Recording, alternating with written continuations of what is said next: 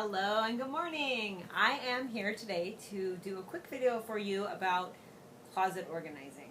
It's really actually quite simple, and I know you could basically use this for any type of organizing that you do, whether it be in your closet or in your pantries or in your garage or your office. It applies to a lot of different things. So I wanted to give you a quick rundown of just a couple tips that I do and things that will make it really simple.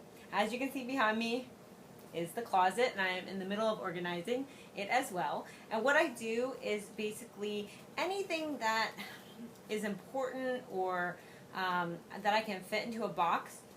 I purchased these plastic boxes right here from the Container Store. The reason I like them is that they are watertight and sealed tight, and they have a seal right here. So what that means is that if you have them in a garage, or if you're prone to, a flood area or something like that, these boxes won't allow the water to get into your items, and they'll keep them really safe. It's also really great if you are storing things that are,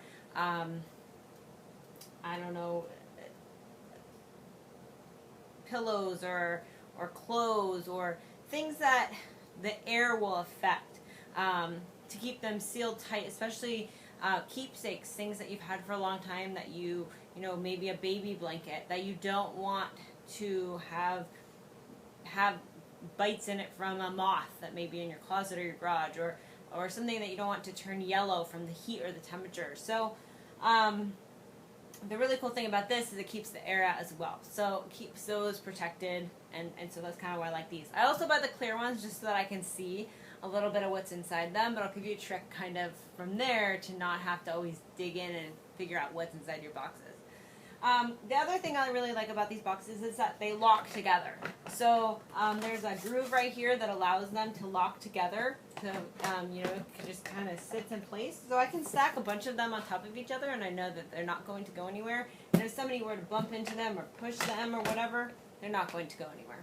So that's just a little trick in case you have kids that like to run around and bump things. So the other thing, here's one of the tricks that I do. Fill up the boxes, different sizes, to whatever you would need.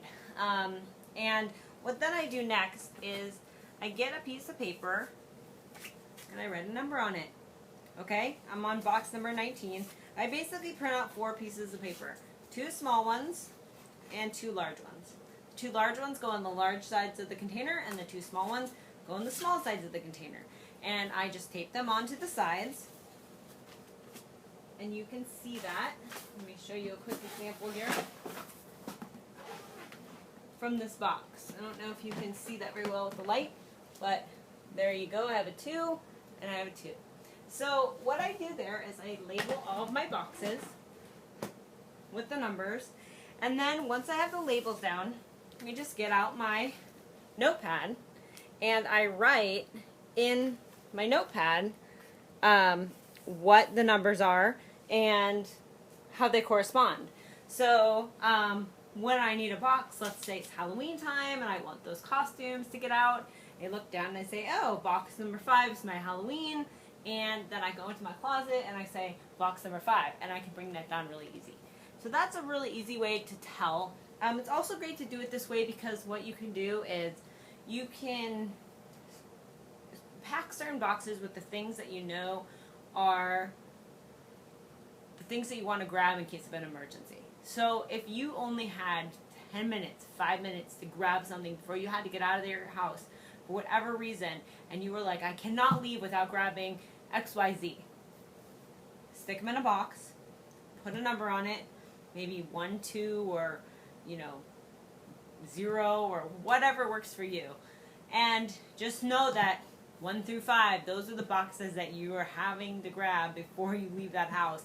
Or if you need to tell someone, you have to go back in, I need these boxes for sure, I don't care about the rest. There's a lot of times in situations with hurricanes or earthquakes where you don't have that much time, or fires where you don't have that much time, and you just grab what you know is sentimental, pictures, like I said before, keepsakes, things like that. If you have them all in a box and they're ready to go, it'll be really easy for you to grab that and take that with you. So that's just a quick tip, and if you know the box, you won't have to reference your papers.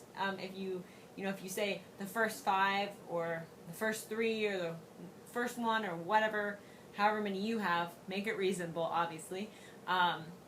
You'll just know off the top of your head, I need boxes 1 through 3, 1 through 5, etc. So that's kind of my tip for storing in a closet. As you can see, you know, I have them kind of stacked all. They don't take up that much room. There's 2 box centers here, and then I have them going up about 3 on top of each other.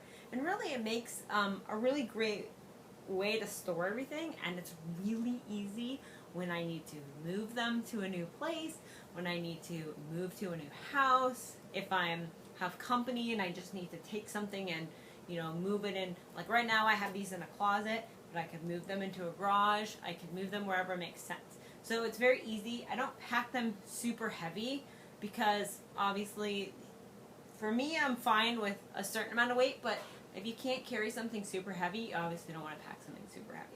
So those are just some tips as far as packing a closet and getting it all organized. And you can always take either a booklet like I have here, or you could just take a piece of paper and put it on the wall, and you'll never not know where anything is again. So I hope you enjoyed the closet organizing tips, and I hope you can apply it to anything that you have. And if you do have any questions or any comments, or need some additional assistance in maybe a project that you're working on, feel free to email me or click below, and I'll see what I can do to help you out. Thanks a lot and have a great day.